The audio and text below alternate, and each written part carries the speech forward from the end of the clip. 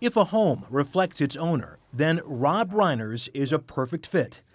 It's impressive but understated, grand but charming. So, Rob, do you have a green thumb? Well, I don't have a green thumb, but the person who first owned this house was Henry Fonda. Ah. Henry Fonda actually planted all of these roses. And like the house, Reiner himself stems from Hollywood royalty. The son of actor, writer, director, producer Carl Reiner, Rob, now 63, grew to follow in his father's footsteps, becoming one of Hollywood's most successful and respected filmmakers. You know, there's very few people whose parents achieved in this business at a very high level, whose children also achieve at a high level. It's rare. I mean, you can count it on one hand. These days, it takes too many fingers to count Rob Reiner's triumphs, from acting in television's All in the Family to directing hits like When Harry Met Sally, A Few Good Men, and Misery. I make movies about people that live on Earth. You know, nobody gets exploded. Nobody is running around chasing anything. Basically, they're people in rooms talking. You're sticking with Dad on this. His latest film, Flipped, which opens this month, is no different.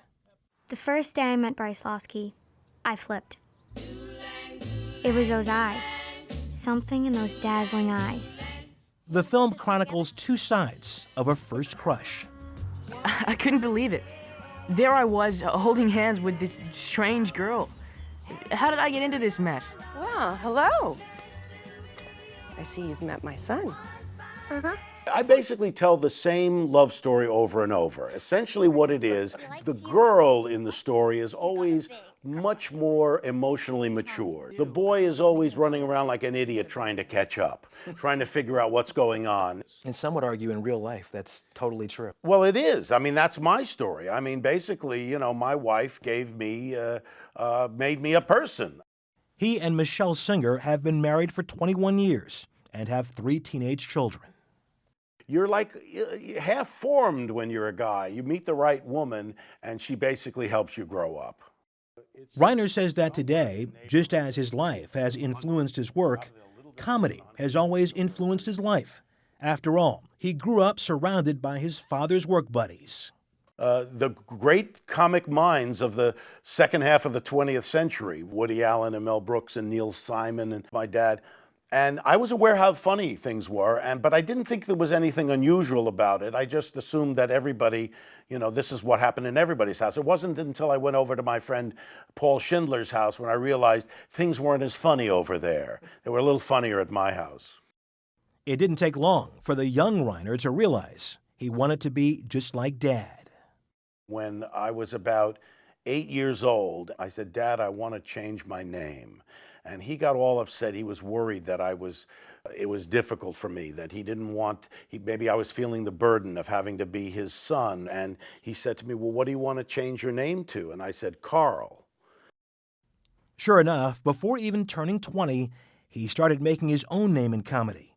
He was partnered with another young comedian, Steve Martin, as a writing team on the controversial Smothers Brothers Comedy Hour. Then, in 1971, at just 23, he was cast in the role of his life. If your spicks in your spades want their rightful share of the American dream, let them get out there and hustle for it just like I done. Yeah, but Archie, you're forgetting one thing. You didn't have to hustle with a black skin. No, I didn't have to. I remember reading the script and thinking, this is such good writing. This is so edgy and so brilliant. There's no way that this is going to fly on American television. Now I suppose you're going to tell me that the black man has had the same opportunity in this country as you? More. He's had more. I didn't have no million people out there marching and protesting to get me my job. No, his uncle got it for him. It didn't just fly. All in the Family soared, with Reiner playing Mike Stivic, foil and son-in-law of working-class bigot Archie Bunker. I happen to be very proud of my Polish heritage. What heritage? You come from a long line of bowling teams. We were a country of about 200 million people. And we got, on average, 45 million people watching the show every week. There were no VCRs. There was no TiVo. You had to actually sit down and watch it when it was on television. That meant that 45 million people were having a shared experience at the same time. I got to tell you, I can remember being 10 years old, and it was an event in our house when All in the Family came on. My father would say, All in the Family's on, and everybody would come in and watch. You talk about that shared experience. Right, and then there was family discussion afterwards. You don't see that so much anymore. But another hallmark of All in the Family does remain. Well, why don't you fix it, meathead, huh? It ain't my fault, meathead. Hold it, meathead, hold it. Meathead. Meathead. People still call you Meathead? Yes, on almost a daily basis, somebody will call me that, and I love that because I had such a great experience with the show. I'm so proud of it, and I've often said, no matter what I do in life, I could win the Nobel Prize. The headline would read, "Meathead wins Nobel." During his years on All in the Family, he married Penny Marshall, who'd star in her own hit sitcom, Laverne and Shirley, in 1976. Their fame was staggering. Could you go out of the house? No. At all? No, couldn't go anywhere. I mean, it was insane. It was like really crazy. By the end of the 70s, the marriage broke up. All in the Family went off the air, and Reiner turned to directing. His improvised mock documentary, This Is Spinal Tap, followed the fictional tour of the fictional band Spinal Tap, England's loudest band.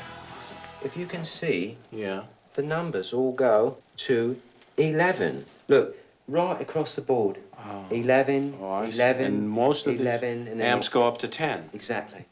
Yeah, they go to 11, and also they were very punctual, which is an odd kind of dichotomy, to be punctual and that loud.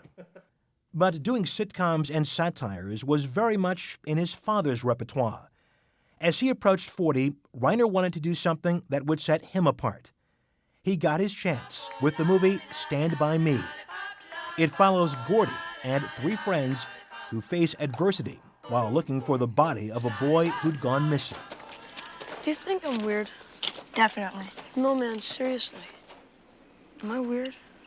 I thought, oh God, I can make this. I know what this is. Because I basically made my own story. A lot of the feelings that Gordy was having were things that I had when I was young growing up. Stand By Me was a critical and financial success. So Reiner decided to try his hand at another story close to his heart, a fairy tale, The Princess Bride. But first, he had to get permission from the book's author, William Goldman. And I was so nervous. We sat down. He has this high squeaky voice, and he says, well, I just think this is going great. I'm having a great time. And I said, oh, my God. I was so happy. I was so happy. I can't compete with you physically, and you're no match for my brains. You're that smart. Let me put it this way. Have you ever heard of Plato, Aristotle, Socrates? Yes. Morons. Audiences were delighted. And Rob Reiner was gaining a reputation as a director who had tapped into the culture of the times, a theory that was secured 2 years later when his production company, Castle Rock Entertainment, released When Harry Met Sally. You realize, of course, that we could never be friends. Why not? Men and women can't be friends because the sex part always gets in the way. Is the Billy Crystal character in that movie any part of you at all? It's totally me. Totally you. It's totally me, 100% me. I mean, when I was single, I'd been married for 10 years, I was single for 10 years, making a complete and utter mess of my, dating life, trying to figure all these things out. I mean, you want to have sex, but if you do have sex, does it ruin the friendship? That became the basis of the movie. Oh, yes! Yes! Yes! Perhaps it doesn't sound like a topic you'd involve your mom in, but Reiner did just that. In fact, his mother, Estelle, who died in 2008, steals what should have been an unstealable scene. I'll have what she's having. I remember being in the theater, and the place just went nuts. They explode, yeah, they exploded. Did it take a lot of talking to get your mom to do that role? No, it didn't take a lot of talking because she was just happy to spend the day with me. She had a hot dog, she watched it, and sure enough, it became the funniest line of any movie I've ever done.